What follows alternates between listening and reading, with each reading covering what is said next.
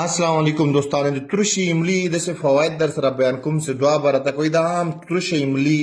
سیدی ګټي کومې دي او دا خراساني د اجوین هغه کسان چې په جګر کې مسانه کې ګرمي وي او د ګرمي نه پریشانې ګرمیانو موسم د ان شاء الله یو داسې شربت در تخیم چې دعا برته کوي کده الله رضای او دا ارزانه ملاويږي هر پرنسار سٹور سره کده الله رضای اول بدا املی تاسو راواخلی دا کتلې سي پنځه نه تر شپږ ځنې دي کې دنه ځنې د املی کې دنه داسې مات کې ځنې پکې تقریبا د یو سړي خوراک دی یو ټیم د تخیمه شپږ ځنې به راواخلي دي نه به راوباسي دا پوستکه به دې کې منځ کې ځنو باندې د دې ګودم نښتي منځ کې کوم مواد دي هغه به شپږ دانې راواخلي ځنې دي دنه ځنې اندرون او دې نه بعد څه دا اجوین خراساني دا دام یخی نو دا به راواخلي تاسو تقریبا د سی وایسي د دوه نه خودو قدر تاسو دا دواړه به یو ګلاس اوبو کې واچوي د شپې خوانه یو ګلاس اوبو کې به واچوي او پورا سر به پټ کې سهار به راواخلي سره اخیستلم په لاس باندې به دا ومخي د املی هم په لاس باندې چنګال غوندې کې اوبه مخي چې دا ځایکه چې د اوبو کې ورسي انا پس به دا راواخلي په چمچه باندې مثال ولړی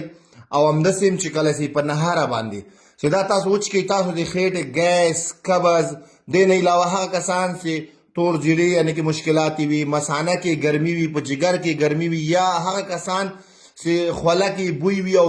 زمه وړی هغه د ګرمي احساس کوي خوله کې بویږي زمه یو که وړی مثال تخرګونه ګرمي لري خوله کې د هغه لپاره دا داسې د یعنی کې املی ګټه لري چې دعا برته کوي او هغې نه علاوه چې څه رقم هغه کسان چې تشې لارې مثال زیړ وي او سوزاک پکې لري هغه هم د ګرمي نشانې وي نو هغه لپاره هم دا کار کوي که د الله رضای ماښام یې خیشتوئ او سهار راواخلئ په لاس چنګال کوي چمچه پکې وخوروئ دا زړې به یې ته صرف ایسته کوئ د املي زړې به ته ایسته کوئ خالي بس هغه زړې باندې چې کوم پره مواد وي هغه د اوبو کې پرېږدئ زړی به یې ته ایسته خطا کوئ او دا راواخلئ په نهاره باندې ډوډۍ نه مخکې وچې کوئ که د الله رضا وه هما قسم ګرمي تاسو جسم رګ رګ نه ده وباسي تاسو ته سکون راحت درکوي د چا چې پښې او لاس سوځېږي تور زیړي والا څوک مشکلات لري ډوډۍ زړه ته نه کېږي وږي کېږي نه خېټه ګیس لري قبضیت وي دې ټول لپاره دا ډېر مفید شربت جوړېږي او باید تاسو یې په خپله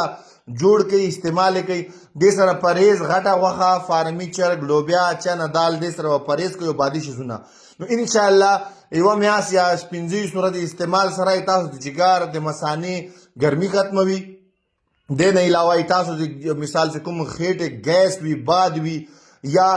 تاسو معده مثال د ګرمي وجه نه سوزش کوي او ډوډۍ سره لږ غوندې وخورئ تاسو هضمېږي نو انشاءالله دې سره تاسو دا ټول مشکلات رفع کېږي د الله رضا دا جوړه کې استعمال کوي دعا به راته کوي که د الله رضا وه